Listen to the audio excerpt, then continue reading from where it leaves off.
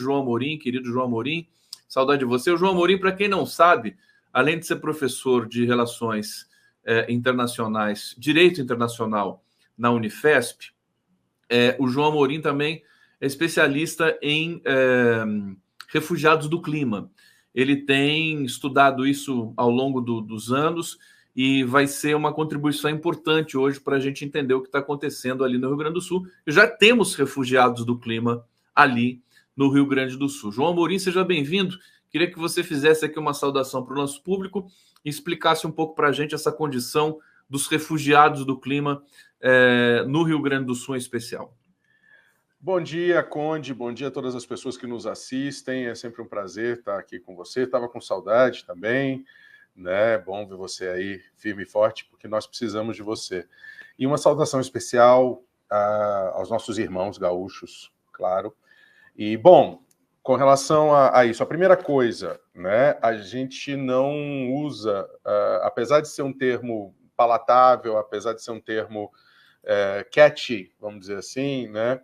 E que resume para o senso comum a situação, conceitualmente não existe refugiado do clima, né? Porque o próprio Acnur, o Alto Comissariado das Nações Unidas para Refugiados, recomenda que não se utilize isso. Existem deslocados forçados em função dos efeitos das mudanças climáticas, deslocados climáticos, enfim...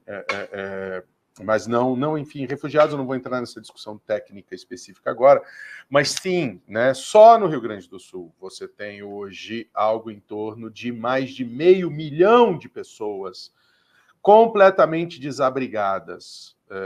São milhões de afetados, é óbvio, mas você tem mais de 500 mil de pessoas desabrigadas. Aquelas pessoas que, quando as águas baixarem, não terão para onde voltar, não terão, né, casa mais, não existe casa.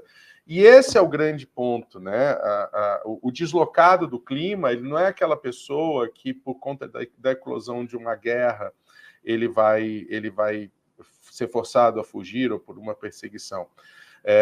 Os deslocados do clima são aquelas pessoas que não têm possibilidade de sobrevivência ou de manutenção do seu tecido existencial na localidade onde se encontra, porque essa localidade foi, ao longo do tempo, gradativamente, ou por conta de um desastre, ou por conta de uma catástrofe natural, teve destruída toda a sua estrutura, né, social, socioeconômica, e aí não há possibilidade dessa pessoa continuar vivendo ali, né?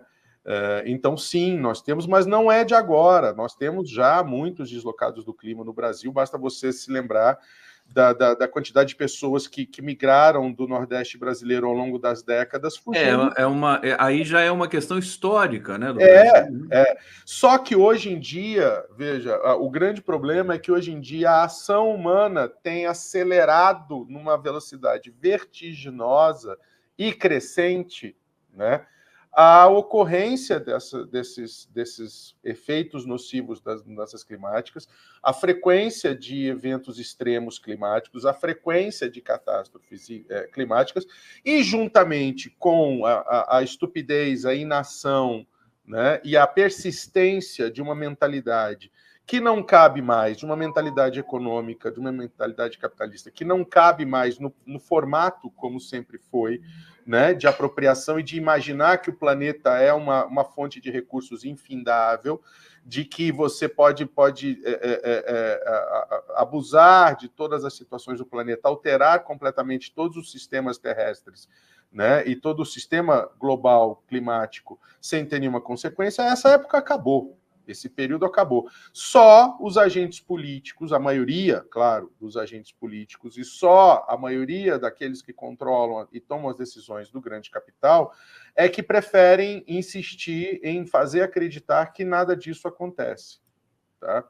Então, assim, é muito significativa sob diversas perspectivas isso que está acontecendo no Rio Grande do Sul, que não é um evento isolado. Veja, saiu um relatório semana passada da Organização Meteorológica Mundial sobre a América Latina e o Caribe, e tem informações especificamente sobre o Brasil e principalmente sobre os eventos climáticos extremos ocorridos em 2023. O Brasil teve, no ano passado, praticamente falharam alguns meses, né, entre aspas, falharam alguns meses, mas o Brasil teve eventos climáticos extremos em diversos estados, pelo menos quase que mensalmente. E só o Rio Grande do Sul... Exatamente 12. Exatamente 12. Só o Rio Grande do Sul. É que 3 deles foram no mesmo... ocorreram em datas próximas, né? Mas, enfim, a média mostra isso. E só o Rio Grande do Sul teve 3 eventos climáticos extremos. Para você ter uma ideia, em 30 de outubro, a vazão das cataratas do Rio Iguaçu, que não é no Rio Grande do Sul, sim, mas, né, mostra a cheia da bacia do Rio Iguaçu, o que repercute em estados, em vales, em regiões como o Rio Grande do Sul. A vazão das cataratas do Iguaçu, a média delas é de 500 a 1.000 metros cúbicos por segundo. No dia 30 de outubro, essa vazão estava em 24.500 metros cúbicos por segundo.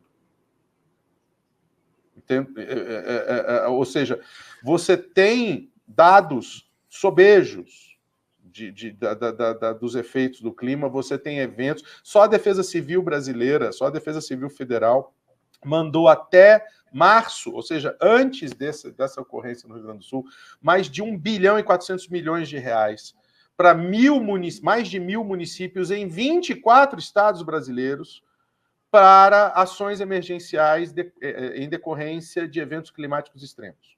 Ô, João, o que me parece que vai acontecendo é que esse episódio no Rio Grande do Sul vai ser um divisor, literalmente, de águas. Eu espero que seja. Eu espero que seja. Porque até então, as autoridades no Brasil, incluindo o governo federal e estaduais, etc., nunca levaram muito a sério esse negócio do clima. Né? Sempre deixaram assim, né? É tudo discurso, né? Tudo...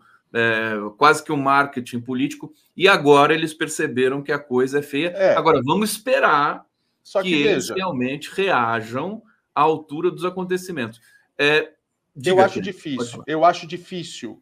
difícil reagir à altura, primeiro porque não vão ser 2, 3, 4, 5 medidas pontuais emergenciais que vão resolver o problema. Tá? Veja, como ficou patente na pandemia, e as pessoas parecem que se esqueceram disso, na pandemia, o que o Brasil inteiro descobriu, o que o mundo inteiro descobriu, e principalmente o Brasil descobriu?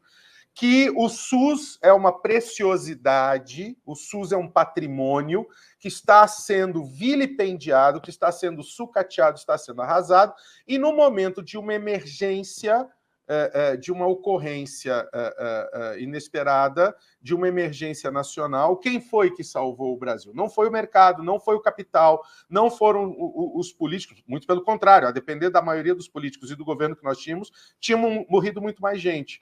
Tá? Mas aí a gente descobriu que a gente precisa cuidar do SUS. Tá? Na questão das mudanças climáticas é a mesma coisa. Nós temos uma política nacional de mudanças climáticas, uma lei federal, tá? Que produziu muito pouco do seu conteúdo, foi efetivado muito pouco do seu conteúdo, que está lá guardada, empoeirada. Nós temos no Ministério do Meio Ambiente uma Secretaria de Relações Internacionais e Mudanças Climáticas, que até agora fez muito pouco ou quase nada.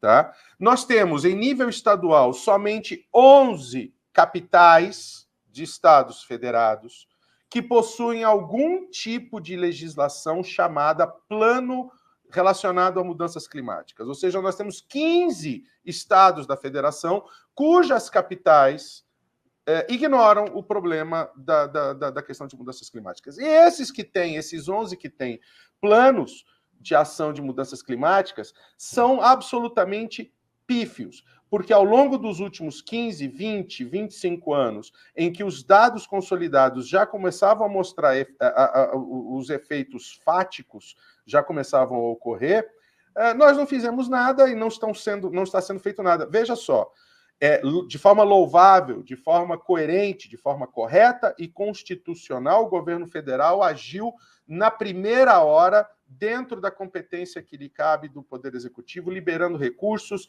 chamando o governador, negociando com o governador e liberando recursos. Só que nós temos um grande problema. O dinheiro chega na mão dessas pessoas, mas essas pessoas não vão ter o que comprar, porque não há infraestrutura logística para levar os produtos, para levar as coisas até essa... É a dificuldade que as doações estão enfrentando. Tá?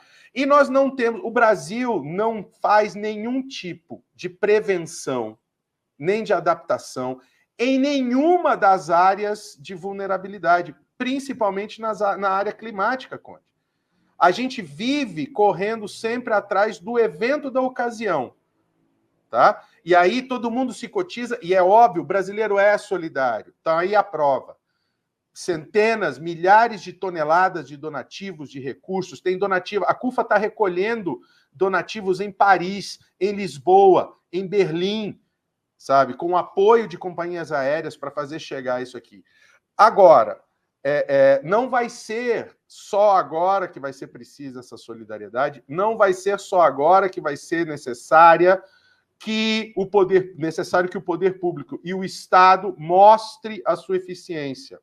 O grande problema é que numa situação dessas, e o mundo inteiro, o histórico de catástrofes naturais no mundo inteiro revela isso, o pós-catástrofe, ou seja, a reconstrução, o atendimento, o cuidado de todas as consequências, demanda um poder público estruturado, amplo e forte. Nós vamos precisar fazer, Conde, de uma vez por todas, nós vamos precisar fazer uma união de competências e inteligências, duas características cada vez mais raras nesse país, sobretudo no poder público. E aí o que acontece? Um país que vem sendo assolado, vem as suas estruturas de Estado, o seu poder público sendo assolado pelo mantra neoliberal de Estado mínimo, quando ocorre uma emergência dessa, cadê o Estado? O Estado ou está sucateado, ou está privatizado, ou está inexistente, inoperante. Não, mas é o único que opera. É o único que opera, é o único que tem competência e poder para fazer isso. Tá? Nós estamos vendo agora em Porto Alegre um grande problema com relação à escassez de água, com relação à contaminação das águas. Amorim, antes da gente seguir, deixa eu trazer aqui a participação do nosso público, agradecer imensamente aqui a presença de vocês, sempre luminosa, porque, inclusive, eles vão antecipando alguns problemas e eu quero tirar aqui, assim, algumas dúvidas básicas. Vamos lá. Do que você vai poder nos ajudar aqui hoje. O Orlando Balbino está dizendo aqui, 500 mil gaúchos totalmente desabrigados, é assustador. Esse é o número, né? 500 mil de gaúchos. Osmar Nogueira, pior é o arroz, R$45. Já está sendo vendido em São Paulo por cotas, né? Evidentemente, não é isso? Já está sendo vendido por cotas em São Paulo, né? No máximo 5 pacotes por pessoa, por CPF. O governo providenciou aí a importação de 1 milhão de toneladas. Para estoque regulador, justamente para acabar com essa fuleiragem do mercado de aumentar preço, né? Exatamente, de prevenção, porque na verdade os próprios produtores de arroz dizem assim, não vai faltar arroz, só que como eles especulam, é melhor você já, né, se prevenir importando. Isso o governo fez esplendidamente. Sim, isso é louvável, sim. Bem, louvável e aqui obrigação, o Osmar Nogueira, né? Mais uma vez, pior de tudo é a escassez dos alimentos. Eu acho que a gente não vai passar por escassez de alimentos. Agora, que tem um problema logístico no Rio Grande do Sul que precisa ser resolvido, isso, sem dúvida nenhuma, vai ter. E com relação aos alimentos, tem a questão de contaminação. Não só contaminação dos alimentos, como contaminação das águas também, Conde.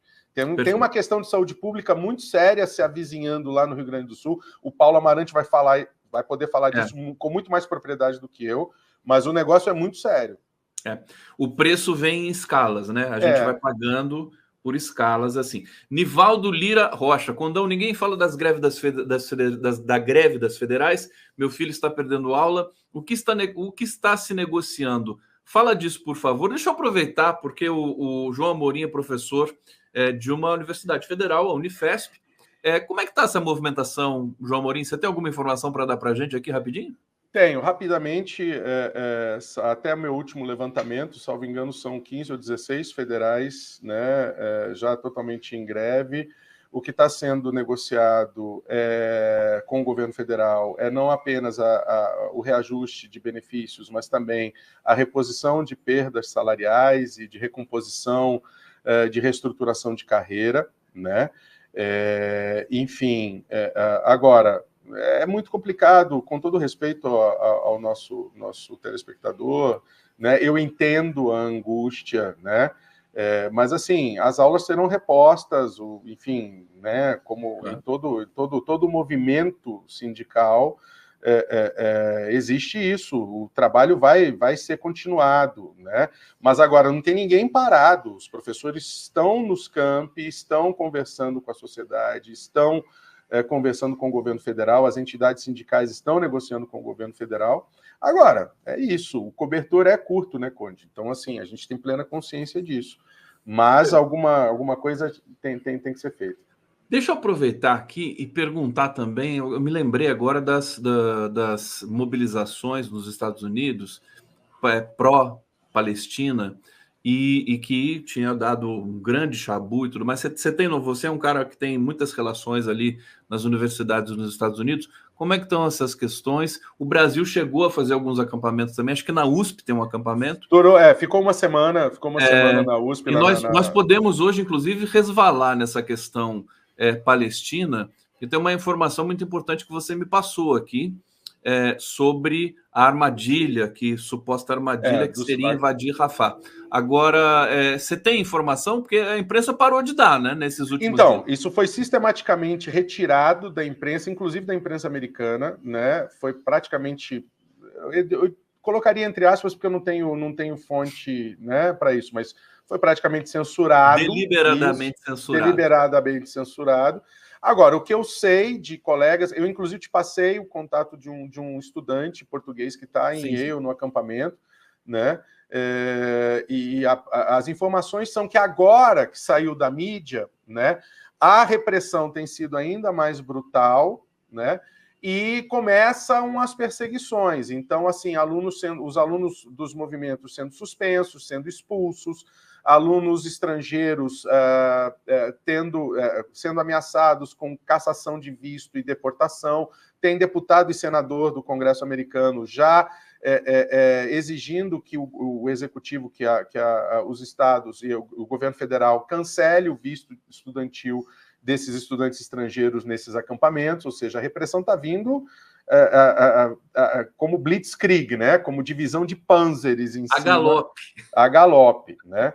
Então, assim, é assustador. Com relação a essa questão, ontem foi entregue uma carta assinada por membros de 900 famílias de militares das Forças de Defesa de Israel ao ministro da Defesa de Israel, solicitando que os planos de invasão terrestre em Rafah, que continua, já tem 2 semanas que Rafah está sendo bombardeada, as tropas estão invadindo, e os deslocados. Hoje mesmo eu vi a entrevista de uma mãe de 5 filhos, viúva, né, que está sendo forçada a se deslocar pela 4ª vez, em função das ações militares. Para que os planos de invasão de Rafah sejam suspensos, cancelados, senão, porque Rafah tende a ser uma armadilha mortal para os soldados. E por que essas famílias estão reivindicando isso? Porque o número de mortos tem subido, o número de mortos militares tem subido, esse número quase não é divulgado, tá? O número de vítimas, que até ontem foi o Remembrance Day, né? Ontem ou anteontem foi o Remembrance Day lá em Israel, e se lamentaram os 1.200 e poucos mortos do ataque do Hamas em 7 de outubro, mas não se fala em baixas militares, não se revela esse número. E esse número tem crescido. Então, as famílias, que são as que recebem o comunicado do óbito, né? Parece que os pais dos soldados israelenses estão pedindo para que não haja a invasão. E aumentou a convocação e a conscrição, inclusive com uma legislação aprovada recentemente, que pela primeira vez na história do Estado de Israel está convocando os judeus ortodoxos, o que nunca se fez na história.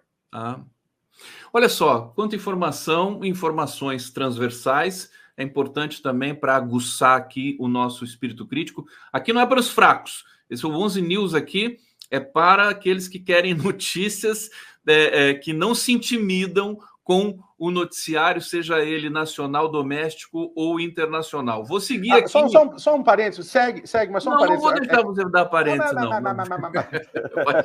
Não, é rapidinho, só para reforçar uma informação que me ocorreu agora, ainda está no vídeo a manifestação do nosso telespectador. Lembrando que não são só os professores das universidades federais que estão em greve, tá? Os servidores técnicos administrativos de educação também. E em muitas federais, os alunos alunos, os estudantes, aprovaram em assembleia também a adesão e o apoio à greve dos professores e técnicos. Perfeitamente, está feita aqui a correção. E eu queria também manifestar aqui, olha a indelicadeza do João Amorim, me dizendo assim, inclusive eu dei o contato para você de um estudante português perdão, dos Estados Unidos, perdão. E você não fez nada. Quer dizer, eu não falei isso, não falei isso, eu só falei que eu passei. Não. Eu fiquei doente logo depois que eu recebi esse contato.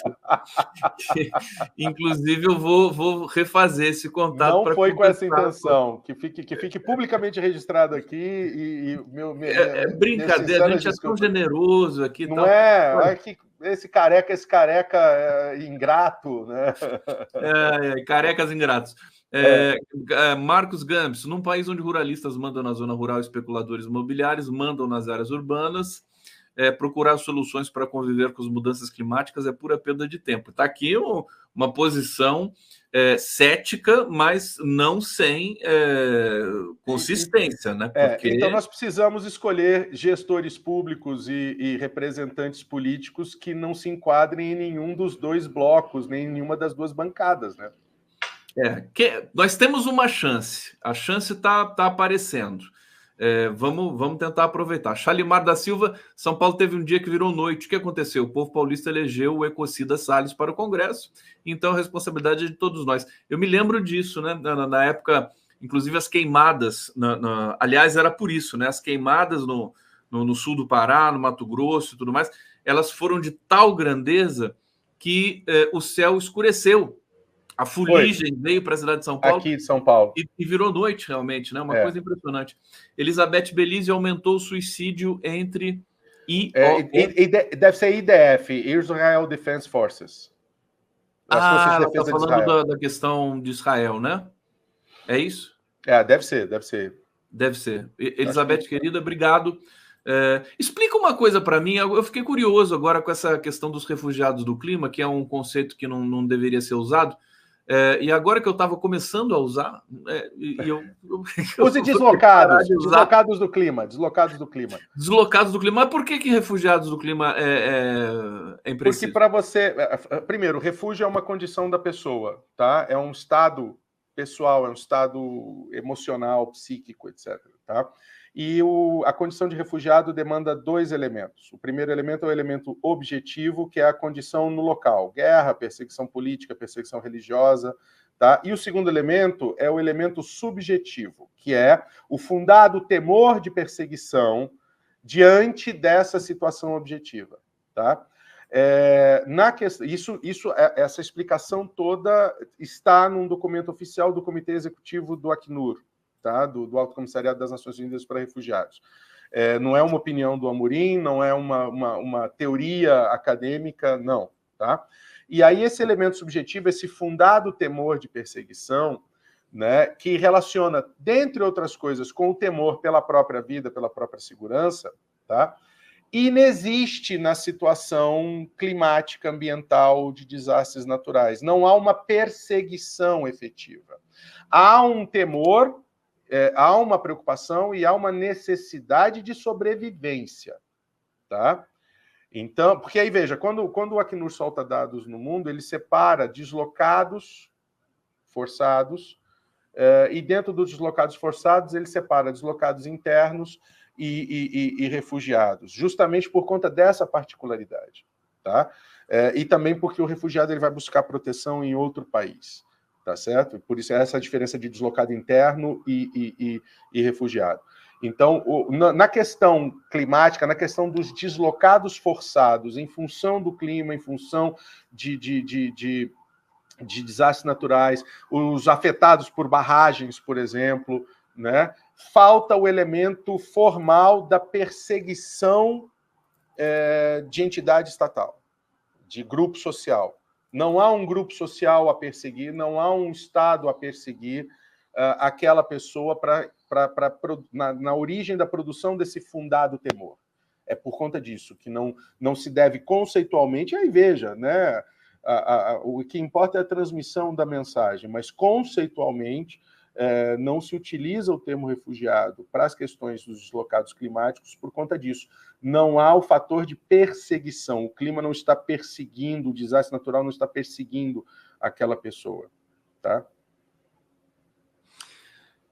Aqui, João Amorim, eu estava procurando aqui, eu me lembrei de uma música linda do Milton Nascimento, Levantados do Chão. Levantados do Chão, maravilhosa. Maravilhosa, e é de um autor estrangeiro. Eu estou aqui com ela na minha frente, é de um disco de 97 do Milton Nascimento, que é maravilhoso, e o compositor Francisco Buarque de Holanda, o Chico Buarque, Lawrence A. Klein. Depois eu vou ver se eu consigo passar um trechinho aqui. Legal. Legal. Uma coisa maravilhosa, né? Eu acho que a gente precisa também ter essa reconexão com a arte. Totalmente. A arte cantar, né? Totalmente. A gente teve um momento da World Music, chamado World Music, em que você tinha as pessoas falando dos refugiados, não do clima, mas, enfim, de toda essa situação internacional. E agora, mais do que nunca, é tão importante a gente ter... Você me fez lembrar de um show da Anistia Internacional, se eu não me engano, 1990, 91, não vou lembrar o ano agora, que foi no extinto e muito bom Parque Antártica, muito embora eu não seja palmeirense,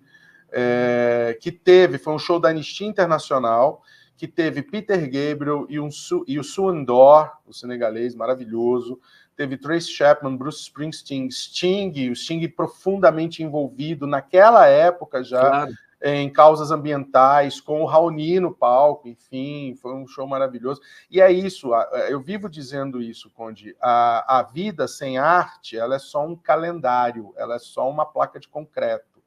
Tá? A gente precisa se reconectar tá na hora, com a arte, eu quero aqui fazer um apelo, eu sei que tem muita gente, muitos produtores aqui que acompanham o nosso programa. Está na hora de fazer uma grande reunião internacional, fazer uma gravação potente, né, falando da questão do clima, trazendo essa questão de conscientização, porque é muito grave. A gente está agora num ponto sem volta mais. Sim. Né? João Amorim, deixa eu queria trazer, você me apontou aqui uma matéria do The Guardian, muito interessante, eu queria dividir aqui, deixa eu só localizar, para dividir com o nosso público, que tem aqui um infográfico sensacional para a gente entender as ondas de calor pelo mundo. Então está aqui, ondas de calor brutais e cidades submersas, como seria um mundo 3 graus. 3 graus, né? 3 então, graus. aqui a gente tem essa imagem, aqui 1,5 graus, referência climática, ondas de calor, tempestades intensificam. 1,5 graus é referência climática do Acordo de Paris, que é a meta de redução de emissões, né? Que é o que onde a gente chegou, né? Não, é onde a gente já não vai chegar.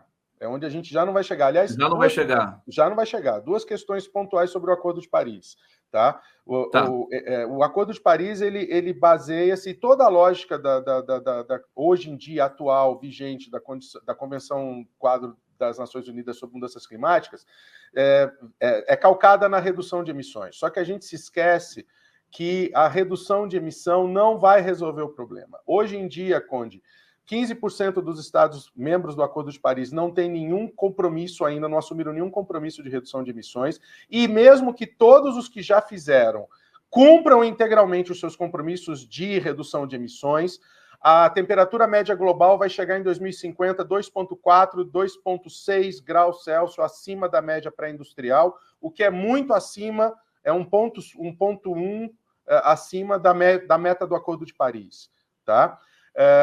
E aí, veja, qual que é o grande problema? O problema é a concentração de gases do efeito estufa e principalmente de dióxido de carbono na atmosfera. Vou fazer para que todo mundo, tentando ser o mais didático e mais rápido possível. Imagina o seguinte, nós estamos há séculos jogando lixo na atmosfera, tratando a atmosfera como uma lixeira. Tá? Estamos jogando carbono na atmosfera e isso tem feito o planeta aquecer porque o carbono não deixa o calor se dissipar. E o carbono continua emitindo calor durante 20, 25, 30 anos, mesmo depois de se zeradas as emissões, a temperatura do planeta ainda vai aumentar continuamente por mais 20, 25 anos, se a gente conseguisse zerar tudo hoje. Tá? Então a gente transformou a atmosfera e os oceanos em lixeiras. E a gente fica discutindo diminuir a frequência de jogar lixo nas lixeiras. A gente não fala, a gente não tem discutido limpar a lixeira. A gente precisa retirar carbono da atmosfera. A gente precisa limpar os oceanos. Além de reduzir ou zerar as emissões de carbono, mudar as tecnologias, e mais de 80% dessa limpeza da atmosfera é possível ser feita com tecnologia que nós já temos hoje. O grande problema é que essas tecnologias são caras porque são todas patenteadas e patenteadas por países e universidades ricas. Ninguém está falando, por exemplo, voltando a mencionar os nossos irmãos do Rio Grande do Sul, ninguém está falando que os purificadores de água que estão sendo distribuídos lá e que estão salvando vidas lá foram desenvolvidos pela USP, pela UFSCar, pela Federal de São Carlos e pela Universidade de São Paulo, ou seja, universidades públicas. Não foi pelo mercado, não foi por investimento privado, né? Então nós temos que retirar gases da atmosfera, nós temos que retirar 7 milhões de toneladas de carbono ano da atmosfera. E nada tem sido feito para isso.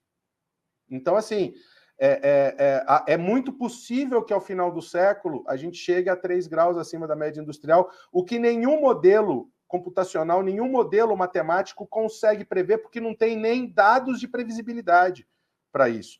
E o FMI anunciou, e não é aleatório, né? Não é do nada que ele tirou esse dado, há uns 20 dias atrás, eu acho que eu até te mandei, não estou cobrando, tá? Eu acho que eu até te mandei essa matéria, esse relatório. O FMI aponta que se a temperatura global chegar a 3 graus Celsius acima da média industrial, o PIB global cai 10%. Ou seja, a gente fica brincando das coisas. Aqui no Brasil, o Brasil tem um potencial enorme de liderar politicamente, não só com exemplos, não só com políticas públicas, mas por ser o país mais mega diverso do mundo. E tá tímido ainda, né? Tá tímido, tá retraído. João, sabe o que acontece? Para mim é sempre uma questão da linguagem, né? É hora de endurecer um pouco mais a linguagem, é hora de aumentar um pouco a retórica. Porque se a gente briga. Parece que quando a gente fala do clima, a gente fala pedindo desculpa, né? Assim, olha, desculpa, mas não é assim mais, não pode mais ser desse jeito. Conde, a floresta amazônica só entra no PIB de uma única forma, no chão queimada. Isso é inadmissível. Pois é. É inadmissível. A única forma desse enorme patrimônio global, porque assim, a porção da floresta amazônica no solo brasileiro é soberania do Brasil, sim, e, portanto, responsabilidade do Brasil, sim, mas os serviços climáticos, a umidade, a influência no clima, os serviços que a Amazônia presta, eles repercutem no sistema climático do mundo inteiro. João, e aí, o que... diga. Não, eu só queria mostrar um pouco mais aquele infográfico do Guardian, porque ele está tão bonito, tão bem feito. Claro, e eu quero trazer aqui para as pessoas, só passar um pouquinho, você comenta. Então, aqui, 1,5 grau, né? Referência climática, ondas de calor, tempestade intensificam-se, corais tropicais morrem, podem ser desencadeados pontos de ruptura nas camadas de gelo, degelo da permafrost. E aí você vai, deixa eu só avançar. Claro, aqui. Avança aí. Você tem, olha só, 2 graus, onda de calor brutal que atingiu o noroeste do Pacífico em 2021 seria 100, 200 vezes mais provável. Aumento de danos diretos causados pelas inundações em todo o mundo duplica em 2 graus Celsius.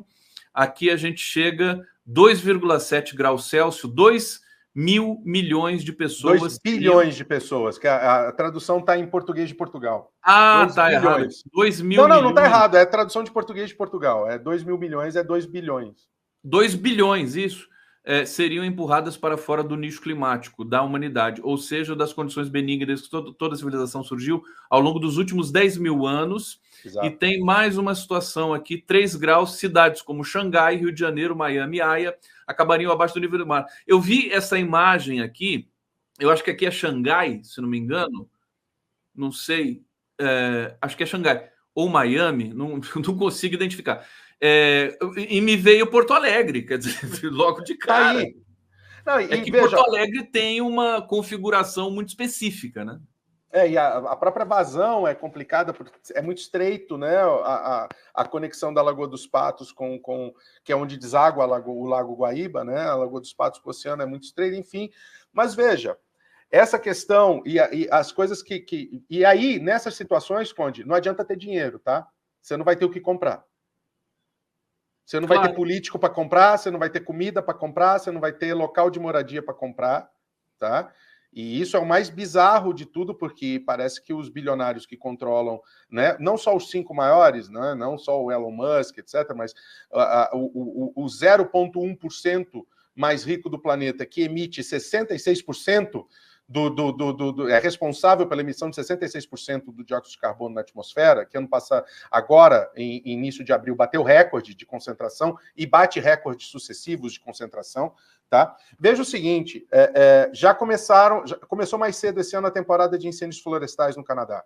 Tá?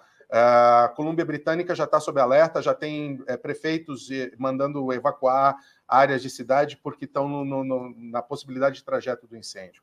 Tá? As maiores bacias hidrográficas de água doce, né? A maior de todas em volume, que é a bacia amazônica, a bacia do Ganges, a bacia do Mekong, ambas na Ásia, né? Onde esse estudo aponta aí, só no sul da Ásia, mais de 3 bilhões de pessoas vão ser forçadas a se deslocar. Tá? Essas bacias hidrográficas dependem, para o seu abastecimento, do degelo dos glaciares permanentes, no caso do sul da Ásia, do Himalaia, e aqui no caso da bacia amazônica dos Andes. Tá? Acabou o gelo dos Andes, acabou a bacia amazônica, meu amigo. A permafrost, que é o solo congelado, a tundra congelada da Rússia, que é o maior país em território do mundo, ela guarda concentrações enormes, gigantescas de metano, por conta da decomposição. Você deve ter visto já notícias de descongelaram o marfim de um mamute, tem uma parte de um mamute congelado. Isso tudo foi achado lá no permafrost da Sibéria. Tá? Então você tem muita matéria orgânica decomposta congelada ali. Isso vai aumentar ainda mais o aquecimento. Se os corais do planeta morrerem, acabou a biodiversidade se bem que a biodiversidade marinha está acabando independentemente dos corais. Então, assim, a questão é muito complexa e a gente precisa de ações sérias, a gente precisa de conhecimento, a gente precisa de ciência, a gente precisa de verdade. O grande problema, no caso do Brasil, e voltando para encerrar, minha querida Maíra já está aqui conosco. Bem-vinda, Maíra, bom dia. Oi, gente. O que a gente tem visto no Brasil, eu falei agora há pouco, Conde, a gente vai precisar, depois que as águas baixarem, o grande desafio agora é cuidar das pessoas, mas o grande desafio vai ser reconstruir 85% do estado do Rio Grande do Sul. Tá? Para isso, nós vamos precisar competência e inteligência. Só que nós vivemos num país em que as universidades vêm sendo sucateadas, a pesquisa é desinvestida e é desprezada. Nós vivemos num país em que, antes de discutir os problemas da Terra, a gente tem que explicar que a Terra não é redonda. A ignorância virou um item de orgulho, um item de luxo. E aí, o que acontece? Aí sobra espaço para os oportunistas, sobretudo os políticos, surfarem. Eu tenho certeza, depois do que a gente falou aqui hoje, no teu programa, de que só 11 capitais possuem planos de mudanças climáticas, eu não duvido que essa semana vai ter algum candidato à reeleição de prefeito de capital ou de vereador que vai propor plano de mudança climática de 4 artigos.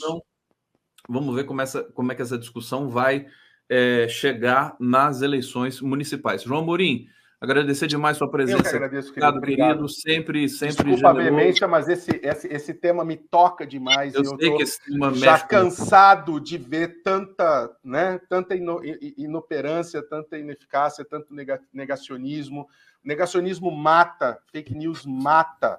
Está aí a prova. Nós temos meio milhão de deslocados e desalojados no Brasil que não vão ter para onde voltar no Rio Grande do Sul, fora toda a estrutura das cidades, né? Perfeitamente. Então, peço perdão pela veemência, mas um beijo grande, Maíra. Obrigado, até a próxima.